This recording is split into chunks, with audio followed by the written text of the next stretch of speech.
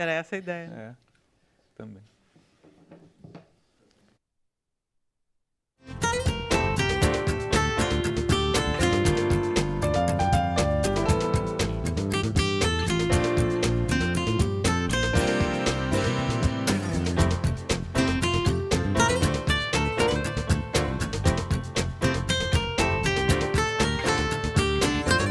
Olá, muito boa tarde.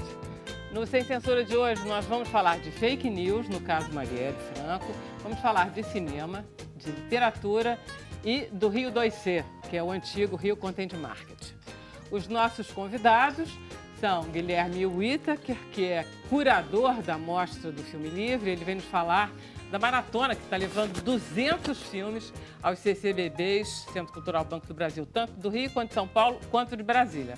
200 filmes. Você viu todos, eu aposto. Vi todos, são 230 filmes. Selecionados, mas você viu Sim. o quê? Foram 1.150 filmes inscritos. Quer dizer, é só para você me dizer, você passa a gostar mais de cinema ou menos depois de assistir 1.400? Com certeza mais. Legal. Nós estamos com Samara Castro, que é advogada, e ela reuniu denúncias e moveu ações contra as fake news do caso Marielle Franco. Está evoluindo? Você acha que a gente vai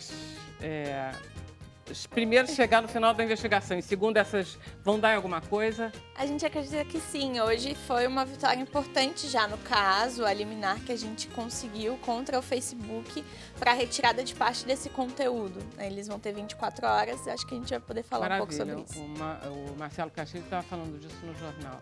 Estamos com o Márcio Vassalo, que é escritor, e ele está lançando o livro No Fundo de 12 Histórias Corre um Rio, que é uma coletânea sobre a nossa cidade. Você fez um pouco pensando no aniversário lá de 1º de março desse ano. O que foi a ideia?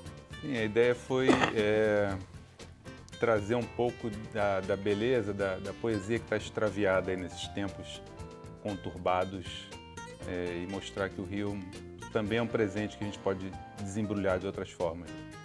Obrigado, Márcio. Obrigado.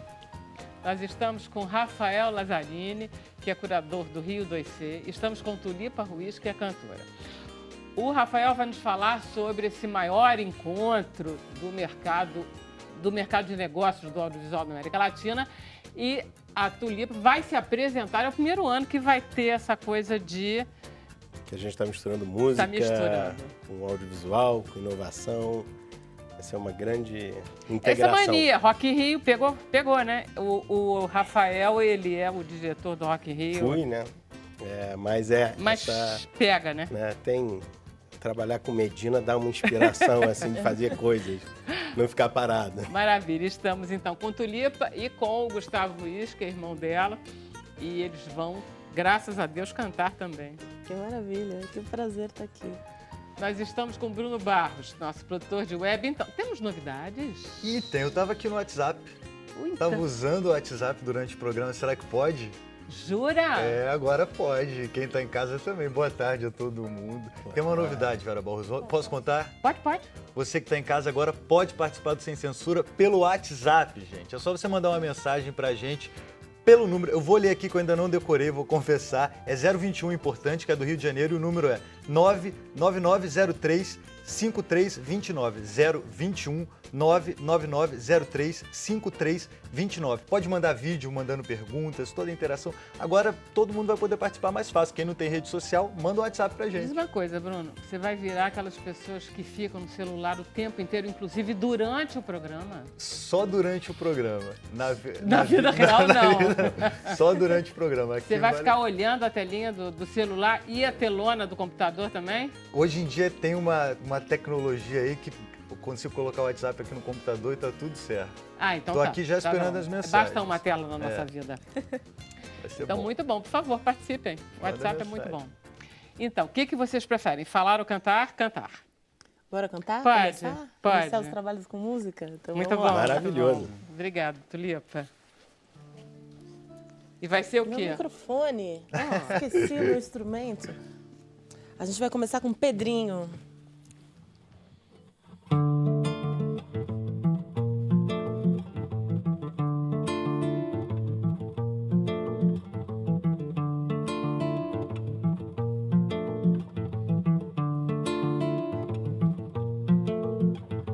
Pedrinho chegava descalço, fazia da vida o que a gente sonhou. Pintava do nada um barato, falava umas coisas que a gente nem pensou. Como é que pode ser tão criativo, autoconfiante, um cara cortês? Pedrinho parece comigo também resolvido com sua nudez. Tirou da cartola uma flor e me presenteou num domingo de sol. É meu amigo querido, até dormiu comigo no mesmo lençol. Pedro, essa cantiga não fala de amor, mas querido, esse som acho que me entregou. Pedro, essa cantiga não fala de amor, mas querido, esse som acho que me instigou.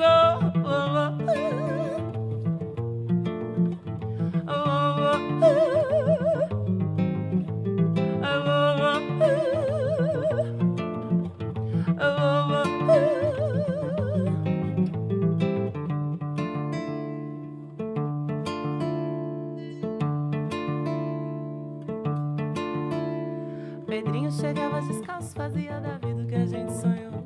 Pintava do nada um barato, falava umas coisas que a gente nem pensou. Como é que pode ser tão criativo, autoconfiante, um cara cortês? Pedrinho parece comigo também resolvido com sua nudez. Tirou da cartola uma flor e me presenteou num domingo de sol. É meu amigo querido, até dormiu comigo no mesmo lençol. Pedro, esta cantiga não fala de amor, mas querido, esse som acho que me entregou. Pedro, esta cantiga não fala de amor, pelo carinho, esse som acho que me instigou.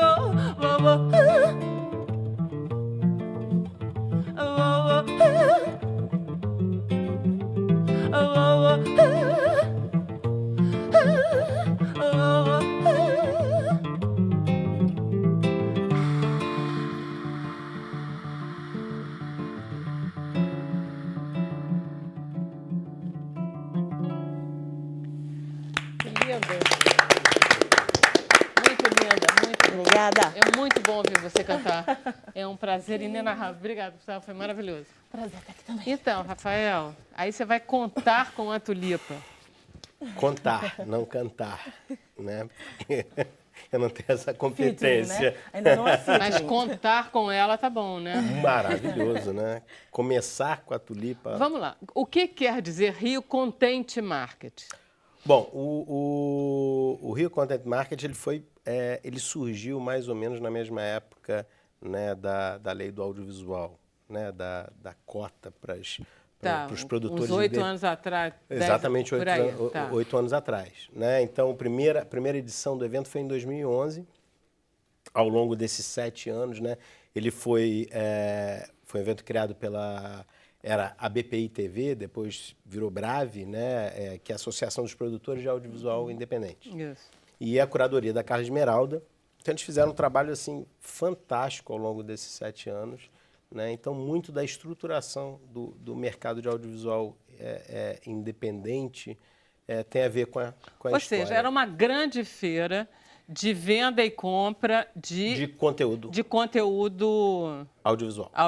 De todos os tipos. De todos os tipos, Que é documentário. um engraçado porque lembra um pouco a Mostra Livre também. Exatamente. Né? E junto tinha toda a parte de palestras, né? Então trazendo sempre palestrantes de nível fantástico, assim como criadores de séries famosas, como Game of Thrones, Lost, Heroes, essas coisas.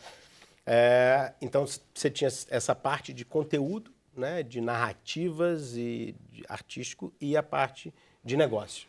E o centro é o que eles chamavam de rodadas de negócio, né? Era onde tinha esse mercado de compra e venda de conteúdo. Em que lugar que era? No Windsor, na Barra. Tá.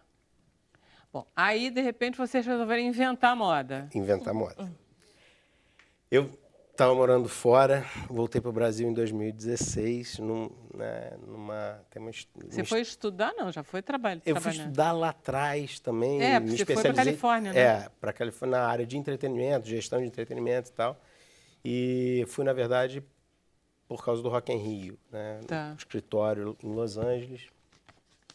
E aí tive uma proposta de voltar para o Brasil para abrir um escritório da Live Nation, né? Uma empresa de música também, no Rio.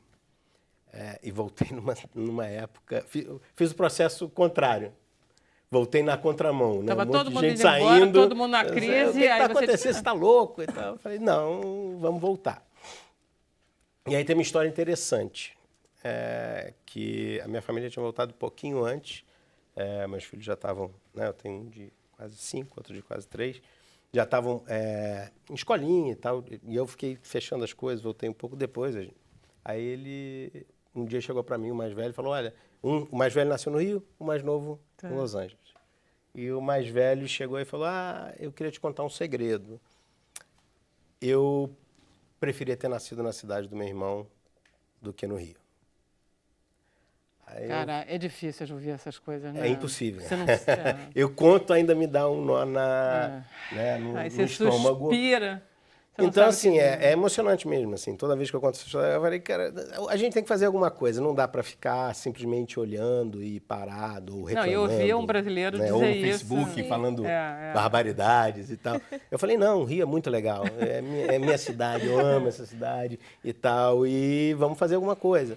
E aí, assim, tendo vivido, né, ali no epicentro da indústria do entretenimento, ver a potência do entretenimento. Eu estava lendo uma entrevista em que você diz que o entretenimento nos Estados Unidos, o PIB é 800 bilhões. Bilhões. Bilhões. 800 bilhões. O entretenimento. Só o entretenimento. Aqui a gente nem pergunta. Mas ainda assim é muito legal, relevante. Né? A indústria criativa no Brasil hoje bacana, né? é quase 3% do nosso PIB. Então, assim, não é... Surpreendente. É surpreendente, né? Então, a ideia foi, cara, vamos buscar um motivo de uma boa pauta para o Rio, de movimentar, de tentar trazer, né, gerar emprego, renda, no que mais, né, com a indústria que mais se adequa, né, à cidade, que é a criatividade, resgatar isso, né? E aí a ideia foi essa, assim, eu tinha ido muito ao South by Southwest, né, visto aquela coisa incrível, o que os caras conseguiram transformar uma cidade no interior do Texas em capital global de criatividade, inovação. Aí em Lisboa, né, com o Web Summit, que também é um evento com as mesmas características, tendo um impacto positivo enorme na cidade. Não existe por que a gente... Né, não só no Rio, né, na América do Sul como um todo. Então você pegou o Rio Content Market a partir desse ano? A partir desse ano. Então a gente pegou e fez uma transformação, assim, derrubamos as paredes, né, trouxemos o evento para a Cidade das Artes. Então, assim, é o primeiro evento que está ocupando a Cidade das Artes de uma forma completa. Assim, cada salinha que eles mesmos não sabiam que existia, a gente está ocupando. Maravilha isso. E além de ampliar o evento para outras, e o objetivo é cada ano a gente abraçar outras atividades, né, da indústria criativa, foi trazer o público para dentro do evento. Né? Ótima ideia. E é o que a gente estava conversando um pouquinho ali fora antes, né? Hoje em dia não dá mais para você não ter o público participando. De né? tudo, né? De tudo, né? O público está presente em tudo. Então, assim, um evento só de mercado vira uma câmara de eco, né? É o mercado falando para o mercado e... Então, assim, a gente tem continua com a conferência, com as rodadas de negócio, com os pitchings e tal durante a semana. E aí, no final de semana, a gente tem uma programação maravilhosa, que a gente tem...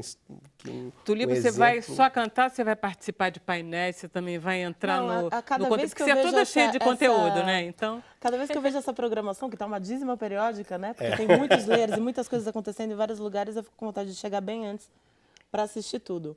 Dá vontade de assistir, né? Já assisti tudo. E a parte da música, que a gente está chamando de Festivalia, né? Essa plataforma dentro do Rio to See, é uma coisa muito legal, porque reúne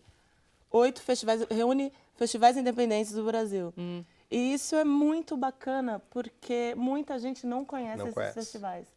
Então, é uma curadoria também do Zé Ricardo, que tem essa sensibilidade, que trabalha no Rock in Rio, no Sunset, que trouxe Isso, o line-up é um line-up de festivais. E cada festival traz a sua atração.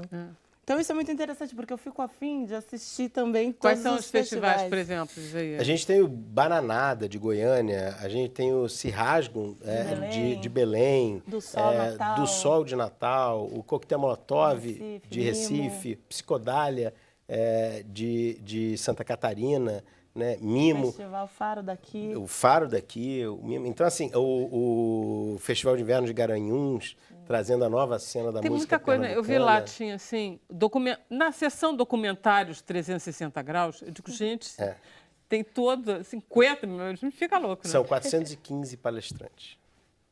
Vai durar de quanto a quanto? Porque a gente tem que chegar às 6 da manhã e sair à mais ou meia-noite. menos isso. Você vai enlouquecer. Já tô. Vibrando. É tipo uma virada Começa cultural, dia 3, ou Começa seja... dia 3. Terça-feira. Terça-feira. A conferência em mercado, né? Ela vai de terça a sexta. E aí, sábado e domingo, a gente tem a programação para o público, né? Que vai desde música, né, a mídias imersivas. A gente está fazendo a maior experiência de realidade virtual já montada no Brasil. Então, assim, é muito legal. São mais de 80 conteúdos de alguns dos... Quem gosta de game pode ir. De game, tem programação de esportes. De computador vai. Séries, né? Tem Netflix. Tem Trilha Netflix, sonora. tem Globosat, tem Porta dos Fundos, tem Detetives do Prédio Azul para criançada. Eu estava vendo, eu fiquei quase tonta. Estava tentando ver, porque é muita coisa. Muita coisa. Você paga ingresso para entrar? Paga ingresso.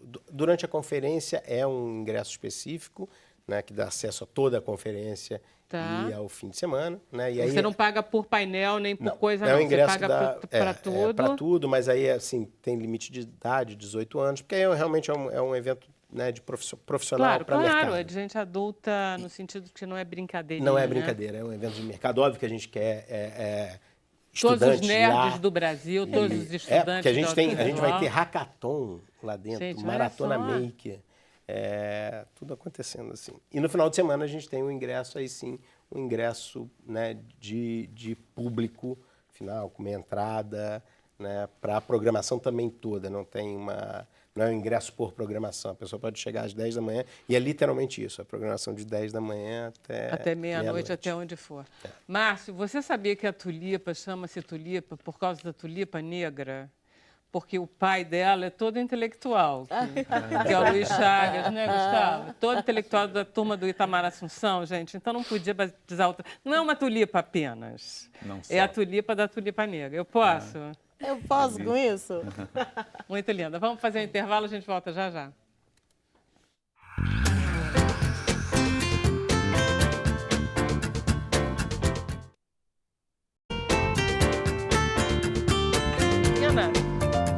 Olá, estamos de volta. Deixa eu passar a palavra para o Bruno. Bruno, deu certo o negócio do WhatsApp, afinal? Rapaz, deu mais que certo, Vera Barroso. Estou recebendo ligação. É gente do Brasil inteiro querendo falar legal. com Sem Censura, querendo falar com Tulipa Ruiz. Eu separei umas mensagens aqui, vamos lá.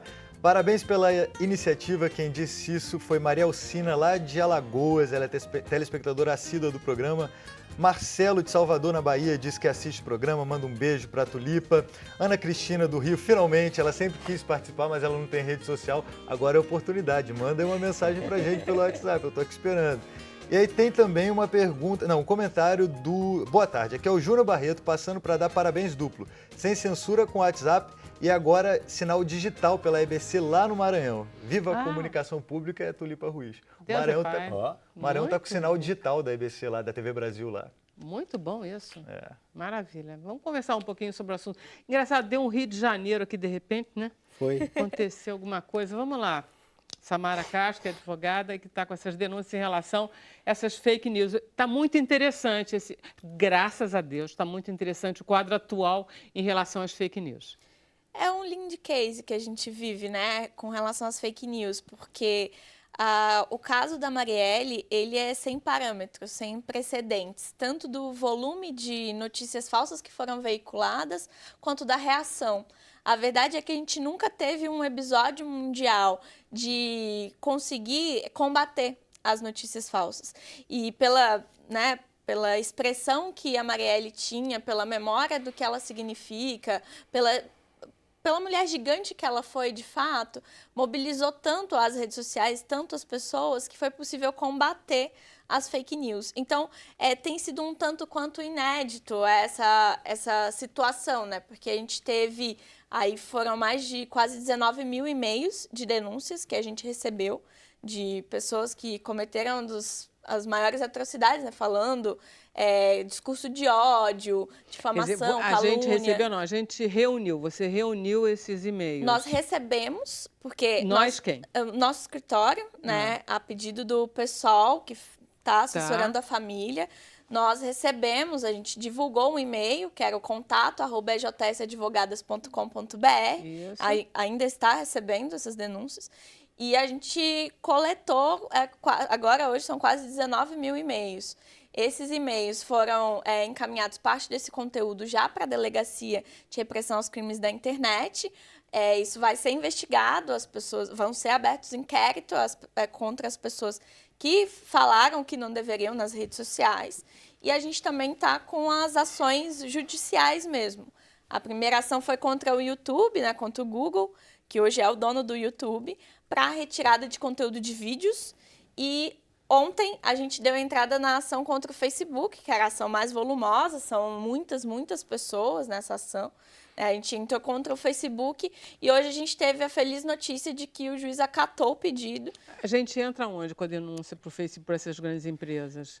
No próprio Tribunal de Justiça. Tribunal uma de ação Justiça. civil. É uma ação civil. É a obrigação de fazer e não fazer, no caso do Facebook. De retirar o conteúdo e de impedir que novos conteúdos sejam disseminados. Eles já tinham retirado, não?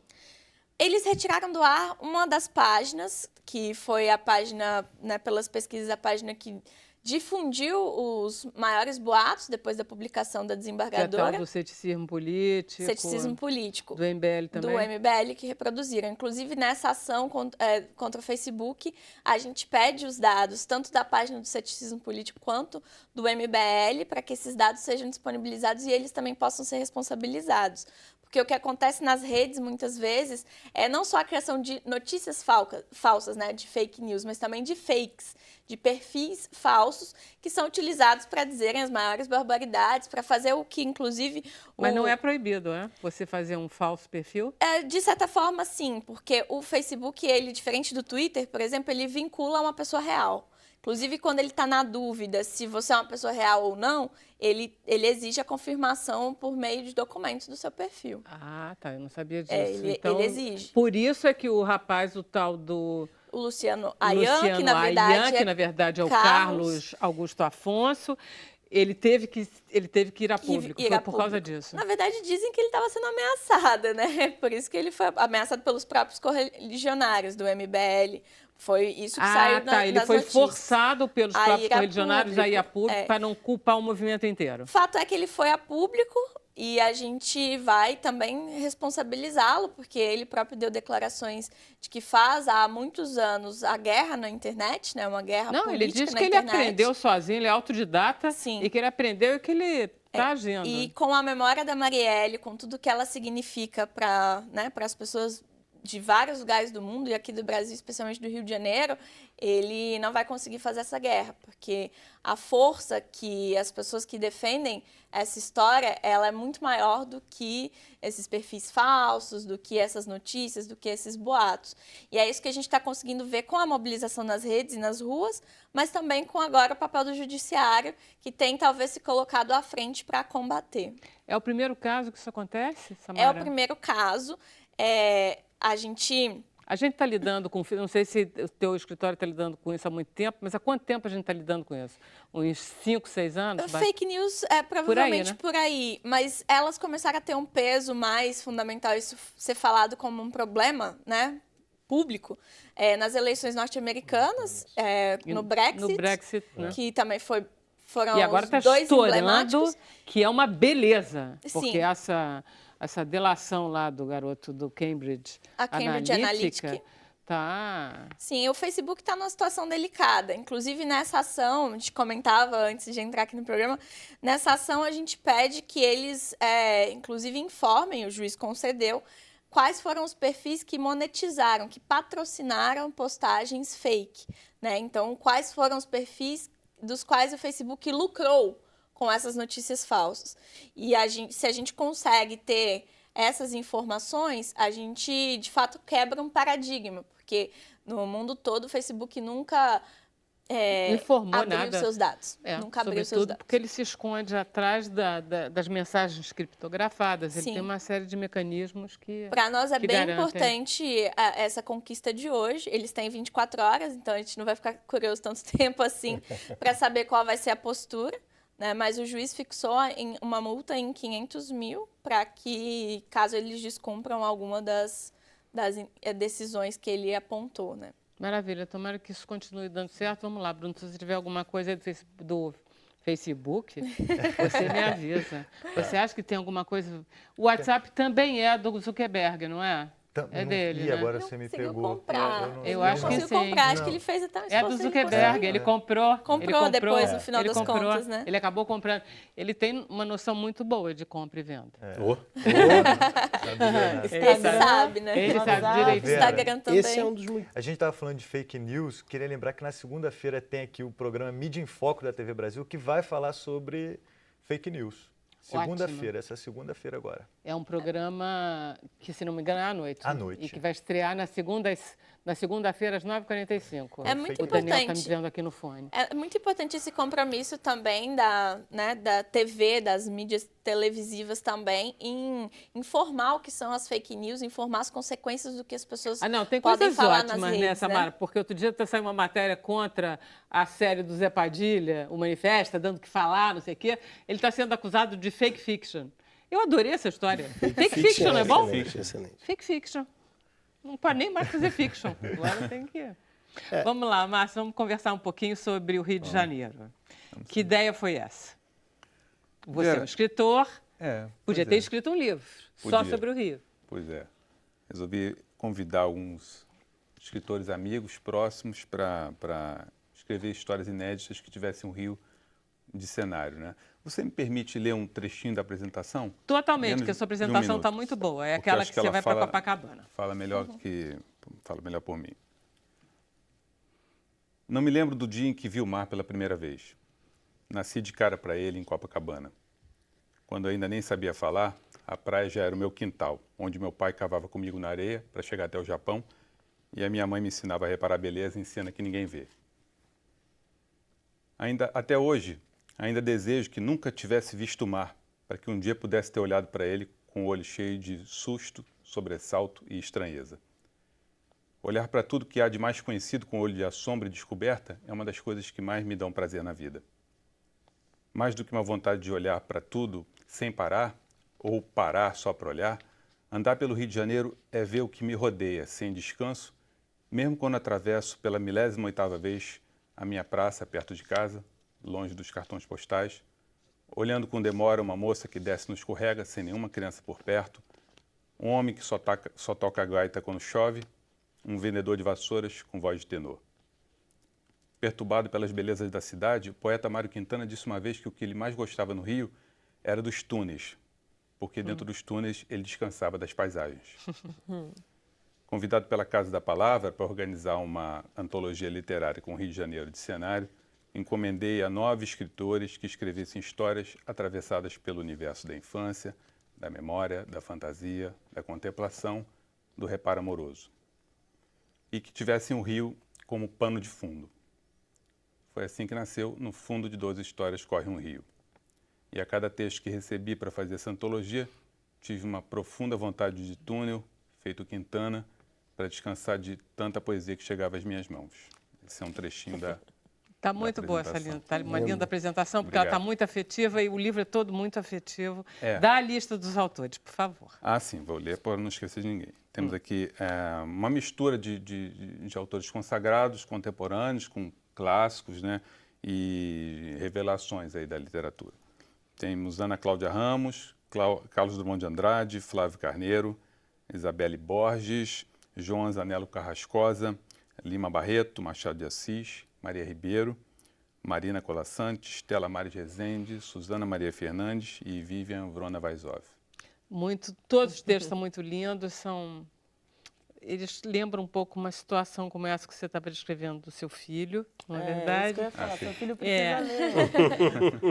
E Se tem sentir você carioca. escolheu uma ilustração muito apropriada. O que foi? Assim, foi uma vontade nossa, da Casa da Palavra comigo, né, da Marta, editora Casa da Palavra, Renata, de trazer de volta uma beleza que está em estado de paralisia no Rio de Janeiro, que é o Museu de Arte Naif, que está parado, sem funcionar, mas você entra lá e os quadros estão todos lá, que nem um filme em suspenso, assim, é uma loucura, um desatino. E aí nós achamos que as imagens de vários artistas do Museu de Arte Naif podiam dar liga, assim, combinar com os textos, ter uma conversa, assim, né? Então nós passamos 2 tardes lá escolhendo essas imagens, escolhendo cada imagem, assim, que tivesse o perfume do texto, assim, porque não foram imagens que foram criadas para o texto. Então a gente foi atrás do perfume e aí tem algumas aí. E aí ficou uma edição pequena, assim, muito bonitinha. Ela é que agradável de pegar, de ver, ela é toda... Se Eu te agradou. escolhi, quer ver, um textinho do Lima Barreto, porque ele fala sobre a libertação dos escravos, ele vai para São Cristóvão, que tem a famosa missa com a princesa Isabel, Dom Pedro Sim. II, não sei o quê. E aí ele vai para o colégio dele, que ele estudava no colégio, ele é pequeno, e aí tem um colega dele que diz, somos livres? Somos livres? Que legal! E essa era a convicção geral da meninada, porque um colega meu, depois de um castigo, me disse, vou dizer a papai que não quero mais voltar ao colégio. Não somos todos livres? Disse o garoto. Que eu acho encantador. Esse troço, o Lima Barreto criança, é lindo. Além do que todos os outros são lindos. Marina faz uma coisa do Parque Lage que é deslumbrante. Foi um presente que ela deu pra gente. Esse Lindo. texto, Eu sempre quis que ela escrevesse sobre isso. Falando Eu acho da que ela podia infância escrever um dela. romance inteiro. Exatamente, E ela faz um texto lindo. O texto do Carlos Bom de Andrade, que fala do neto. É uma coisa, todo lindo. Agora, tem um texto do Márcio a respeito do filho dele, que não está no livro, que eu adoro, que me lembrou. Quando você começou a contar a tua história, me lembrou. Que o Márcio foi ver uma exposição com o filho no CC, bebê, tudo misturado, do Picasso. Você quer que eu conte ou você conta? Não, conta. Aí ele foi. Aí o garoto, ficaram lá na fila, aí ficaram olhando a fila, e ele fica olhando, mandando, olha lá, cara, os dois estão se beijando, isso daqui não sei o quê, fica tudo olhando.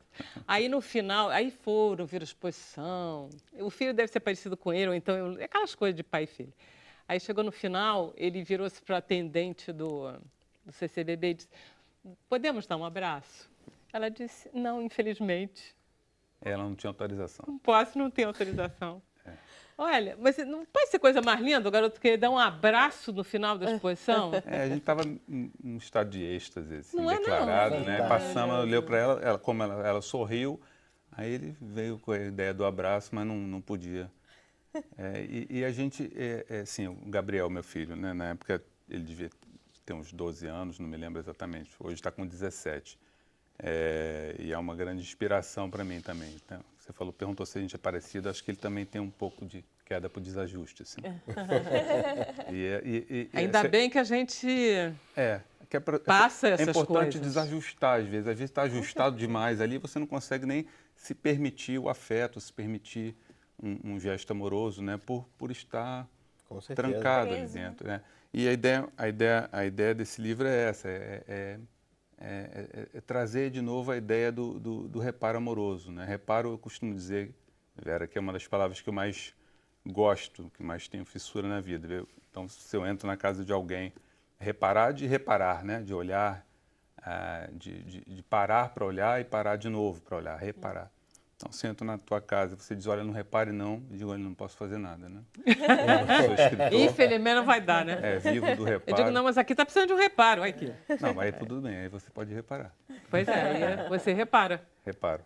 É muito bom o olhar das pessoas. E a gente está, inclusive, Rio de Janeiro e olhar hoje tem... A gente precisa reparar e reparar, né? não parar disso. Eu estava agora vindo de São Paulo, né? Estava dando uma oficina de escrita e reparo lá no ateliê da artista plástica Lúcia Moretson, lá em São Paulo, na Vila Mariana. Estava falando justamente disso, da importância da gente trazer esse olhar extraviado nosso que que é capaz de ver beleza, assombro e também de ver perturbação onde a gente não tem se perturbado mais, né? No cotidiano, no dia a dia. Que eu citei o Mário Quintana, é uma coisa que ele fazia tão bem, assim, né? Os livros dele são todos odes ao reparo, assim, pro dia a Não, dia, e é pro gostoso cotidiano. você estar falando disso, porque como a gente tem um cotidiano, é um cotidiano que a gente vive no Rio de Janeiro. Todos nós aqui somos do Rio de Janeiro, vivendo aqui. Você é uma carioca, praticamente. Não é assim, essa coisa horrorosa. E às vezes as pessoas me dizem, como você pode? Não é assim, não é assim. É difícil como em muitos outros lugares. O Rio de Janeiro te dá muita coisa.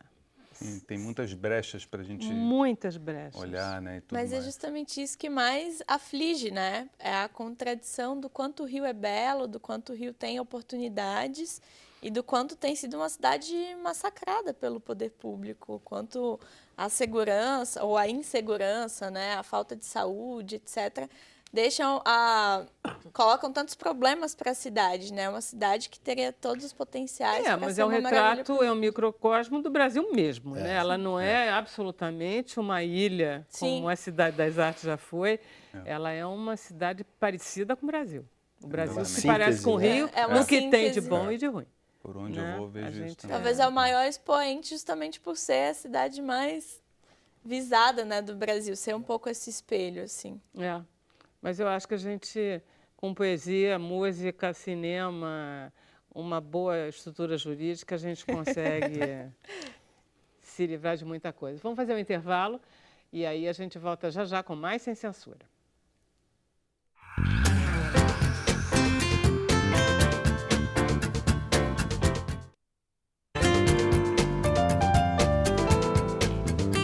Estamos de volta. Deixa eu passar a palavra para o Bruno, mas eu também quero falar, hein? Antes de falar, eu queria dar um parabéns. Pois era, exatamente isso. Então nós... Cate Navarro, parabéns, Cate Navarro. Feliz aniversário, muitos anos de vida, tudo de bom para você. Nosso número do WhatsApp, 021 99903 5329. Pode mandar mensagem que eu tô lendo tudo aqui. É o Aprígio Lima, de Osasco. Ele tá felicíssimo de falar com a gente pelo WhatsApp, que ele não conseguia falar pelas redes sociais. Mais mensagens, é muito importante punir as notícias falsas nas redes sociais. O Brasil precisa ser passado a limpo. Quem falou isso foi o Marcelo de Pilares, aqui no Rio. Descobri que tem Buenos Aires, em Pernambuco. Quem mandou a mensagem foi Carlos Eduardo. E tem uma pergunta para Samara, que é assim: será que ainda dá para acreditar na justiça brasileira? A sensação que tenho é que, diante de tantas corrupções e também envolvendo membros da justiça, não temos mais a quem recorrer. Não é mais mesmo por aí não, né? Eu acho que essa esperança que ele busca nessa pergunta aí é justamente o que simbolizava a Marielle, né? Eu acho que não à toa tantas pessoas se mobilizaram para defender toda a história dela, justamente porque a Marielle é essa esperança, essa expectativa de uma política diferente, de uma política realmente para os despossuídos, uma política para aquelas que sempre foram deixadas de lado. Né, uma mulher negra que veio da favela, bissexual, que sempre teve para si as pautas da maioria da população, né, diferente do que hoje a gente vê nos nossos políticos. Eu acho que ela é esse símbolo do que a gente precisa. Então, lutar por justiça para a Marielle, lutar por justiça para que a gente descubra quem foram as pessoas que fizeram isso com ela, por que mandaram matar a Marielle e o Anderson. Também lutar por um mundo melhor, onde a gente consiga ter o surgimento de novas Marielles. Porque o recado que fica dessa tragédia, dessa execução, é de que pessoas com o perfil da Marielle não podem ocupar a política. E, na verdade, o que a gente quer é dar o recado inverso, que elas podem sim ocupar e que a gente vai lutar até o final para que esse também seja um espaço para nós. Maravilha. No Facebook, quando a gente passar para o Facebook, estou até com nervoso de falar Facebook. A gente pode conversar sobre a investigação? Alguma coisa que você saiba? A gente não sabe de nada. Ai, meu Deus, sempre isso. A gente nunca sabe de nada. A polícia Samara, não tem feito nenhuma informação. Enfim, deixa eu pedir uma coisa para a Cate Navarro, que é minha queridíssima, você sabe disso. Cate, você podia mandar um WhatsApp para a gente, dizendo que você está assistindo? Eu adoraria receber um WhatsApp seu. Na verdade, você devia ter sido o primeiro WhatsApp Aí escrever. Por favor, manda um WhatsApp pra gente saber, ter certeza que você recebeu o nosso parabéns. Olha só, vamos conversar agora, então, com o Guilherme sobre o festival, essa mostra livre de filmes, que é uma beleza, né? Guilherme Wita, que é o curador. Você está nessa há quanto tempo? Há 17 anos, a mostra Uau! nasceu em 2002, no Centro Cultural Banco do Brasil, né? E desde então estamos lá, ocupando os cinemas e as cabines de vídeo também. Esse ano no Rio, São Paulo, que está acontecendo ao mesmo tempo, né? Hoje, e tem sessão no Rio, São Paulo, vai até o dia 15 no Rio, 15 de abril, e em São Paulo até o dia 16. Então vamos lá. Começa que dia? Começou semana passada, hoje está no primeiro dia da segunda semana, aqui no Rio e em São Paulo. São 2 semanas São em quatro, cada... um mês em cada cidade. Um mês em cada 4 cidade. semanas. A gente acabou... São Paulo e Rio começaram mais ou menos ao mesmo Igual, tempo. um dia depois do outro. E Brasília vai começar? Começa 24 de abril e fica um mês também no CCBB de Brasília. Tá. Qual é a graça da Mostra Livre? A graça é dar espaço a filmes independentes, né? Filmes feitos por pequenas empresas ou por pessoas, coletivos, né? A maioria gigantesca dos filmes que a gente passa, e são 230 filmes, né? É feita sem apoio de leis de incentivo, sem apoio de editais, sem apoio de patrocínios. São filmes independentes, por isso o livre também. E qual é a mídia? Qualquer uma? Pois é, qualquer uma. A gente nasceu em 2002, ainda tinha uma divisão muito grande e clara entre cinema e vídeo. E isso não existe mais, né? A gente até brinca que Humberto Mauro, que é um saudoso cineasta mineiro, ele criou uma frase que cinema é cachoeira, né? E de fato mas o vídeo é arrebentação. Tanto é arrebentação que o vídeo chegou e quebrou tudo, e quebra tudo hoje em dia, né? Todos nós temos vídeos na mão hoje em dia. E isso não era assim, né? Quando a mostra nasceu, tinha festivais de cinema e festivais de vídeo, que era meio segunda classe. Eu peguei festival de Super 8. Super 8 também, exatamente. Tinham vários formatos, né? Como hoje existe também, mas hoje foi para o lado digital, né?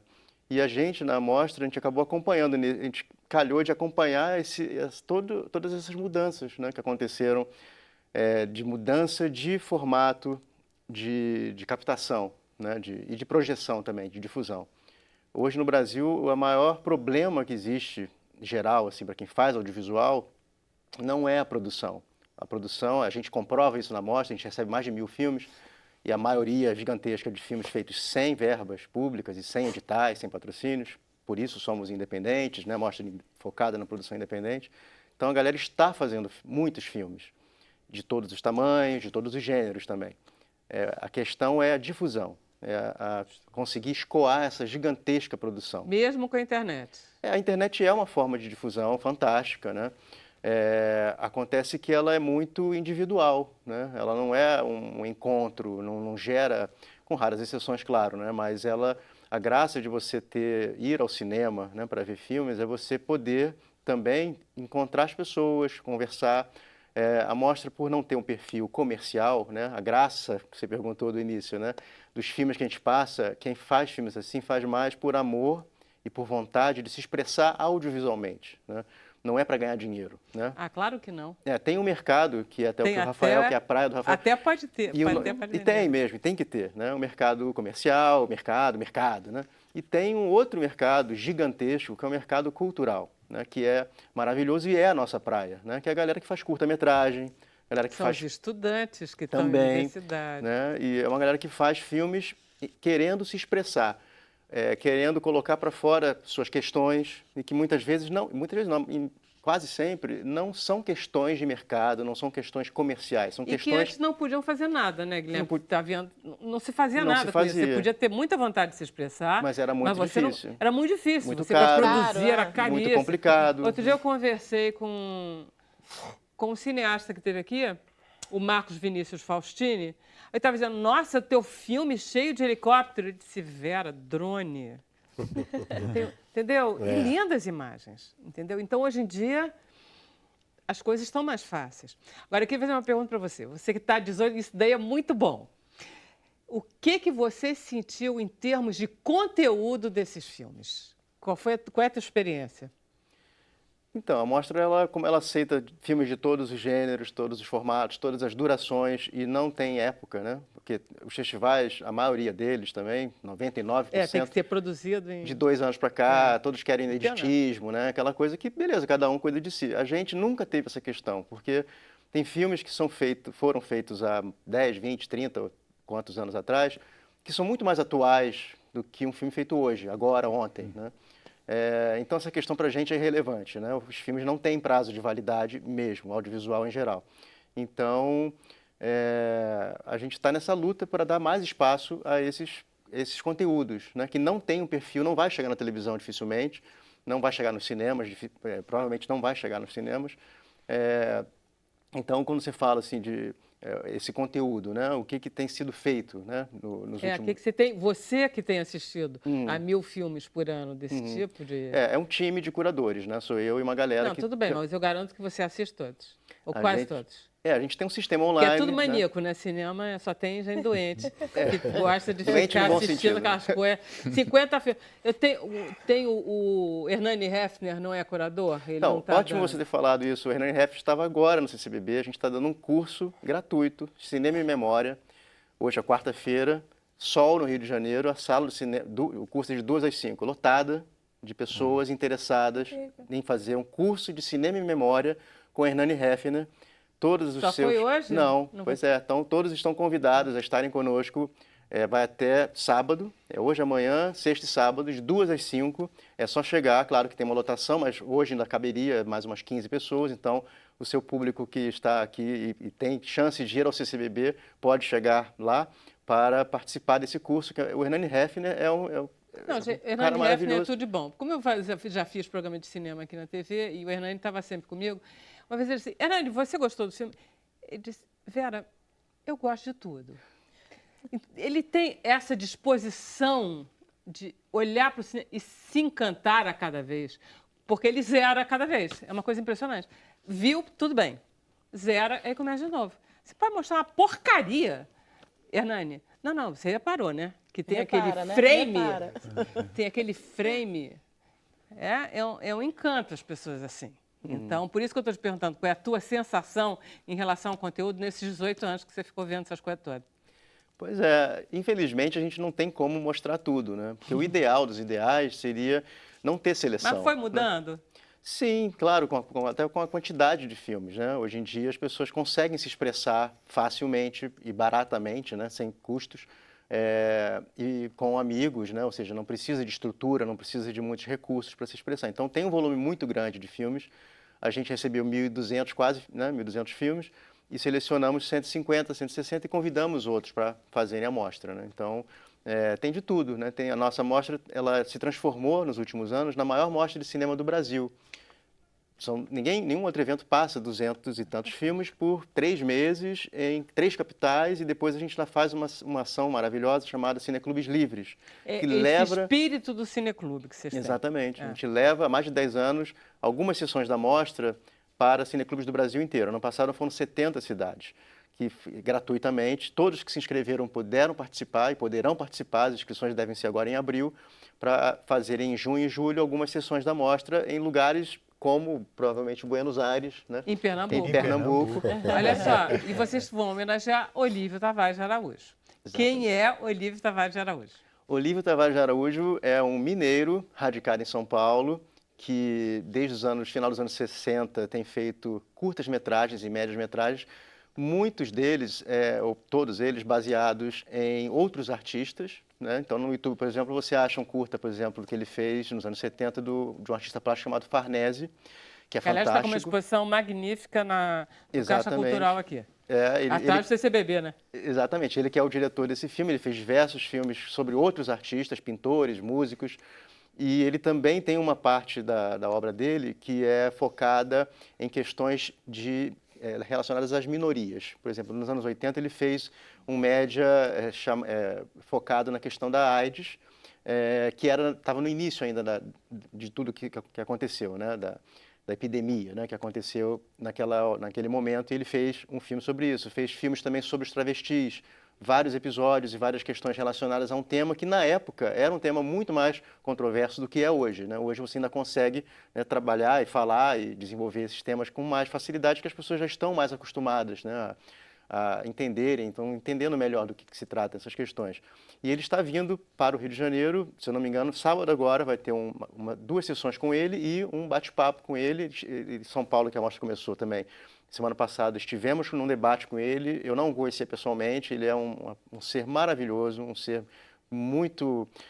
tem muita história para contar. Me diz uma coisa, como é que a gente acessa a programação da Mostra Livre? mostralivre.com. Lá Basta tem tudo, isso. todas as informações de todos os filmes, sinopses, as técnicas, fotos e os contatos dos diretores, né, dos realizadores, no caso, né? Porque é As diretoras. gigantesca, né? A quantidade de coisa... Sim, é muito grande, né? Ela é um retrato, como já falamos aqui hoje, né? O Brasil é um país muito complexo, com 500 mil coisas ótimas e outras horrorosas, e a mostra é um reflexo disso também, né? Trata de temas que vão desde sessão infantil para criança, aos finais de semana, até temas eróticos, temas sociais, temas ecológicos. Longa vida a Mostra Livre. Oxalá. Olha só, a gente acessa a programação do Rio2C.com. Falei R2C, mas me arrependi quando vi você chiquérrima dizendo R2C. Rio2C.com. Tá bom, maravilha. Você vai cantar de novo? Eba, E que vai ser? Quando é que você se apresenta, afinal? No dia Domingo, 8, né? Domingo, dia Então 8. tá, então vai lá. Domingo, dia 8, a que horas? Às 19 horas. Maravilha. Deixa eu só me despedir de vocês que estão em casa, pedindo para acompanharem a gente no Facebook. A gente volta amanhã às 5h30 e a gente vai ficar com vocês mais uns 15 minutinhos e com vocês também. Facebook, WhatsApp. Marielle presente e fortalecida em todas nós. Pode ser ou é, de algum jeito a gente se deu bem. Com tempo pra respirar, com tempo pra ser bem mais que dois. Pode ser ou é, de algum jeito a gente se deu bem. Com tempo pra respirar, com tempo pra ser bem mais que dois. Tem tudo pra engatar, bem agora ou daqui e um mês. Eu e você pra depois, muita coisa pra logo mais. Quando junto o dia é bom, quando separa a gente não oscila. Das 1000 coisas por segundo, pelos dias que a gente aprendeu, das milhões de coisas que a gente é, pelo nosso amor no movimento. Pode ser e é, pelo nosso amor no movimento. Pode ser e é, pelo nosso amor no movimento. Pode ser e é, pelo nosso amor no movimento. Pode ser e é, pode ser e é. Oh, maravilha. Quem tem a música tem companhia a vida inteira. Então, Bruno, Olha aí, o Carlos de Buenos Aires, no Pernambuco, ficou bobo com a gente falando a cidade, você repetiu, ele gostou mais aí. que bom, que bom. Cate Navarro tá ligada, mandou uma Deus é mensagem pai. pra gente. Obrigado, Cate. A Sirlene de Sete Alagoas, em Minas, ela falou, não sou Cate Navarro, mas também estou ligado no Sem Censura. E aí tem uma pergunta para o Rafael, que é a seguinte, ele começa dizendo assim, ano de eleições, Copa do Mundo, investigações que avançam cada vez mais, políticos presos e lutas sociais cada vez com mais notoriedade. Ainda assim, a TV brasileira mantém muitas vezes a imparcialidade nos noticiários e a informação muito pouco moldada para o entretenimento de grande parte da população, principalmente quando se trata da nossa política nacional. Até que ponto a TV aberta, além de informar, também forma indivíduos deve manter a imparcialidade para seus telespectadores. Quem disse isso foi o Roger Souza, de Salvador, na Bahia.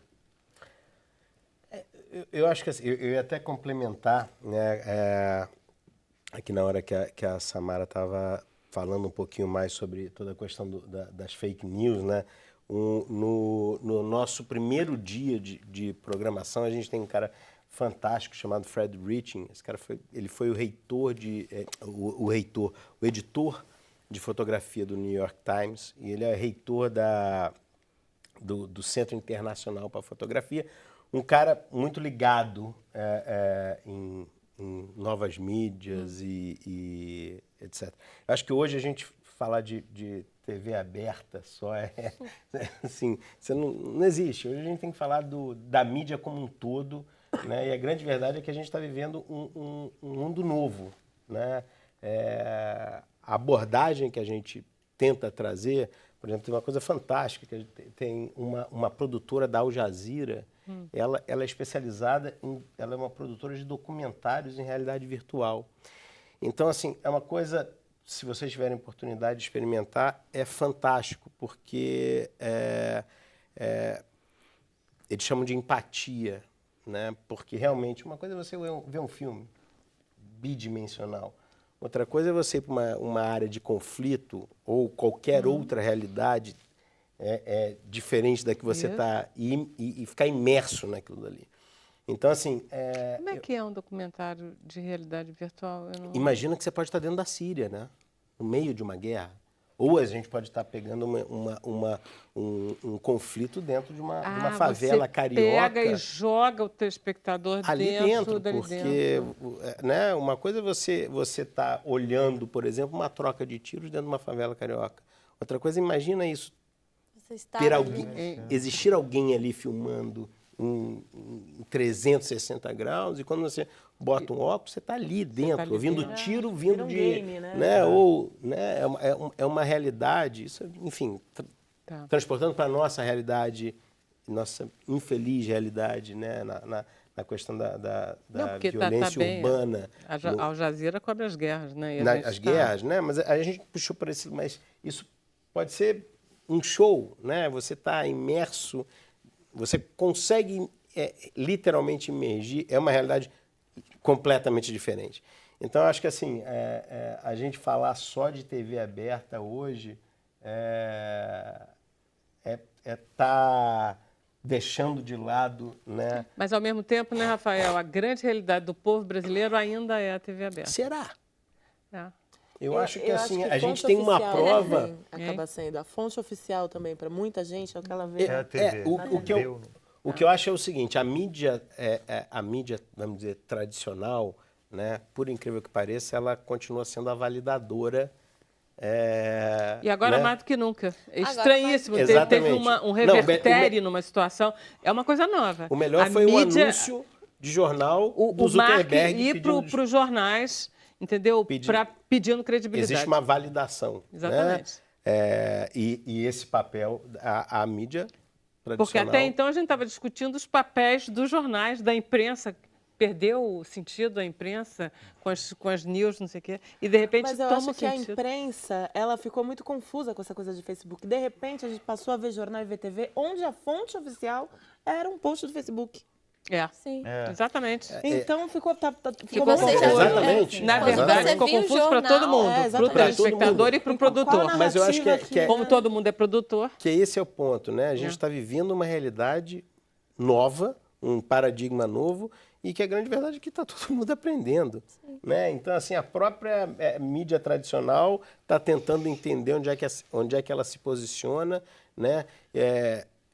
Aí é uma opinião totalmente pessoal, mas eu acho que os jornais eles têm uma função assim, fantástica. Os jornais, eu digo jornal. Jornal físico, você está falando? De ser o curador de notícia. Porque a gente também, uma outra coisa que a gente vai endereçar num painel muito interessante é a questão de algoritmo, que é uma coisa muito complicada, né? Tudo que você tem online, você pode estar sendo né, traqueado e Claro, induzido. mas é isso que então, está em questão agora, né? seja música, né, você vai lá no seu player e você gosta de um tipo de música, ele vai Você te vai ser entregar sugerido. mais do mesmo. Como é que Você você conhece? digita no Google que você quer comprar alguma coisa, você abre seu Facebook, Instagram, a eles vida te toda. oferecem aquilo a vida inteira. E fica muito difícil milagre, você, às né? vezes, sair daquilo dali. Então, às vezes, até né, numa rede social, se você tem um posicionamento político, a tendência é que você também criar só uma receba... bolha. né? E Ele aquilo vai ali pôr todo isolando. mundo junto. Você vai vendo um mundo que não é o mundo... Não, mas é isso que está estourando. É essa bolha que está estourando agora. É exatamente essa. E está todo mundo por perdido. por uma coincidência, a Marielle está no bojo dessa história. Foi uma certeza. coincidência incrível, histórica, no meio, ao mesmo tempo que está estourando o Cambridge Analytica, que ia estourar já, porque ele estava Sim. sendo contratado pelo publicitário, pelo Toreta, para fazer as eleições aqui. Sim, na verdade, uma das grandes preocupações do Facebook, né, já emitiram notas, era dizendo justamente sobre as eleições brasileiras. Era o próximo Acho passo. que o que aconteceu com a Marielle, do ponto de vista das notícias, né, tanto as falsas quanto as reações, ela também conseguiu nos dar alguns parâmetros de como isso pode ser feito, de como pode existir também uma reação, de como é possível combater esses boatos, né? Exatamente. Combater esses boatos, porque o que ficava de regra é que caiu na internet, se virou aquilo ali, nunca mais você conseguia reverter. E a verdade é que a gente conseguiu mostrar que é possível reverter. E existe uma necessidade de um compromisso, né, das demais mídias, E das cá pessoas. entre nós, né, Samara, as fontes não são tão numerosas quanto eles gostariam que a gente acreditasse que são. Não são. Não tem 50 milhões de replicadores de notícias, de fake news, não. Tem muito pouca gente. E você deixa o negócio rolar solto. Mas você vê que conseguiu se isolar Sim. muito rapidamente, pouca gente. Existe uma parte disso que é feito por robôs, né? Ou por bots humanos, bots. que, né? Pessoas quase que robotizadas também por determinada informação, mas a gente conseguiu perceber que muito da divulgação das notícias falsas são justamente de pessoas que não checam as informações, né? Pessoas que reproduzem aquilo sem checar, muitas vezes na ingenuidade, outras Na maldade. na maldade. Sim. Mas fato é que a gente queria que esse episódio fosse, de certa forma, pedagógico, para mostrar que a internet não é uma terra sem lei, que as Mas eu pessoas acho não que podem tá sendo fazer tudo. extremamente Sim. pedagógico, porque tem muita gente que Exatamente. recebe coisa no WhatsApp, que recebe e encara como E é fonte fácil, oficial. né? Sim. Você pega E eu acho que também pra transmite. gente acreditar, pra gente solicitar e só ir atrás e só consumir coisas checadas, e é um compromisso do jornalismo hoje em dia. Sim. É, E as o redes sociais jornalismo precisam sério, ter jornalismo também novo. esse compromisso, porque o que a gente tem tentado fazer é também imputar a responsabilidade ao Facebook, ao Sem YouTube, dúvida. ao Instagram, ao Twitter, ao WhatsApp, porque essas redes sociais, elas se colocaram num patamar de isenção, de tudo que acontece ali é problema do usuário, eu não tenho nada com isso. Ao mesmo tempo eu lucro com isso, ao mesmo tempo eu faço negócios com isso, eu pego dados daquele usuário, mas eu não tenho compromisso com nada que o usuário faz. O que a gente acha que é equivocado. Que é falso. Claro, É falso. Que é claro, falso. claro. E a gente está vendo que é Sim. falso. E é por isso que ele está desesperado. É uma O responsabilidade Zuckerberg social não que eles tá, precisam se comprometer. Ele está dizendo que não vai para Londres, que não sei o quê, está estudando. A gente está aqui, ele só está estudando o que ele vai dizer na declaração dele. É que a gente não sente, né? Mas é uma agressão invisível. As fake news, elas são uma agressão invisível, né? A família da Marielle se sentiu muito agredida, tem constantemente se sentido ainda pela disseminação das notícias falsas. As pessoas que confiavam naquele trabalho. Então, essa agressão invisível, ela precisa parar. Ela precisa ter limites, né? Então, acho que essa questão pedagógica também das pessoas saberem que nas redes sociais elas precisam ter a mesma civilidade Claro. que se existe, Sem dúvida. né? Na vida real, Eu muito acho que a importante. civilidade é uma outra coisa. Quer dizer, desculpe, eu estou aqui falando porque eu fico tão revoltada quando eu vejo políticos que eu detesto sendo agredidos, ameaçados, xingados. Por quê? Não tenho direito de pensar, mesmo que seja um ladrão. O problema não é... Eu não tenho direito, eu não posso... Eu vejo as pessoas invadindo o espaço alheio, né? Barbaramente. Fico muito chocada com isso. Mesmo pessoas que eu odeio. É o que chama de hate speech, né? Que é inclusive... Não aceito na Constituição brasileira. Esse espaço de ódio da internet, esses discursos de ódio de todos os E não lados, tem nada a ver com fake news, hein, Samara? Porque as fake news é uma coisa. As fake news você são não uma está na coisa, fake o news, você está discurso- fora, você só tem um comportamento incivil Sim. em relação aos outros. Que são discursos de ódio no limite. São discursos de ódio que também. precisam também ser coibidos, Também porque são esses discursos de ódio que geram falta de parâmetros de realidade, inclusive para a vida, né? Efetivamente, geram também mais violência, geram um maior desgaste. Então, realmente isso precisa ser combatido e a gente quer ser parte desse combate, até porque é de fato honrar tudo que a Marielle construiu. Com certeza. Tem movimento pendular, né, eu acho, né? Quando vai muito para um lado, começa a vir. A gente tem que encontrar um equilíbrio nessa história. Porque eu acho que no fim do dia não existe espaço mais na rede social para um discurso equilibrado, né? Porque é muito mais fácil você ir para o estereótipo, né? Falar meia dúzia de palavras ali, atacar um é isso, cheio de outro aquilo, efeito, né? Gera muito mais, de repente, Curtidas, likes, né? Do que, né? Se alguém escreve uma coisa mais equilibrada, é textão. Ih, lá vem textão. Sabe né? que as pesquisas mostraram que esse caso específico da Marielle rompeu com essa dicotomia de um lado e de outro, porque ele, inclusive por isso até que se superou um pouco a questão dos boatos, né? Conseguiu se desmistificar, porque apelou muito à questão humana mesmo. Claro. Então você teve uma ala de muito ódio, muito discurso de muita intolerância, né? Mas você também teve uma comoção generalizada, que fez com que fosse possível reverter esse quadro.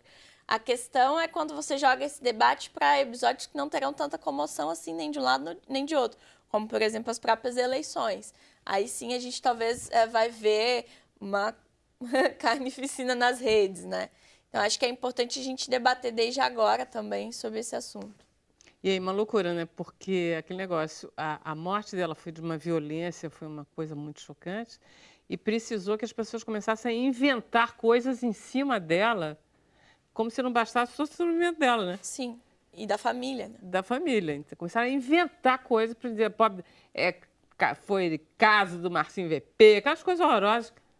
Mas para quê? Entendeu? Por que precisa procurar uma coisa ruim para falar dela? E duro é quando a gente vê pessoas, né, que em tese têm responsabilidade social, como a desembargadora, a Marília Castro Neves, como alguns deputados, deputado Fraga, deputado Feliciano, que fizeram declarações horrorosas.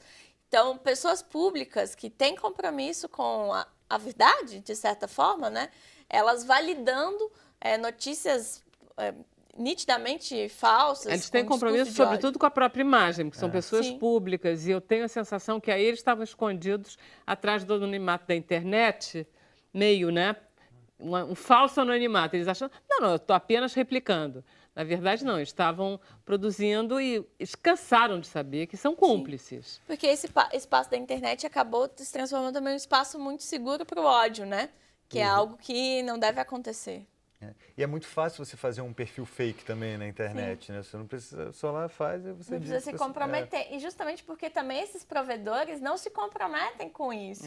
Eles não têm compromisso se ali estão sendo...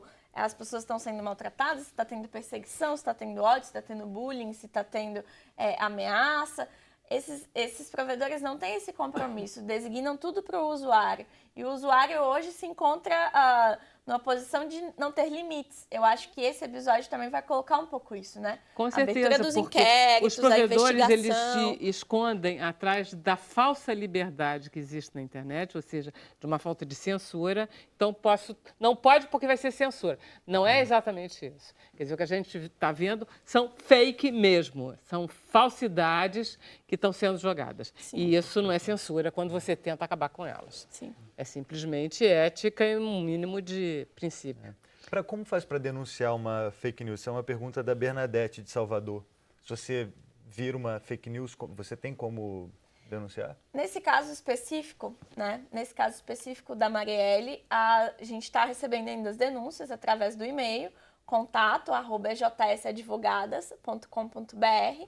Essas fake news vão ser passadas para nós e estão sendo processadas, encaminhadas para a delegacia ou dada tratamento jurídico. Mas do ponto de vista geral, de como denunciar qualquer fake news, é um dos grandes debates, porque a quem você recorre?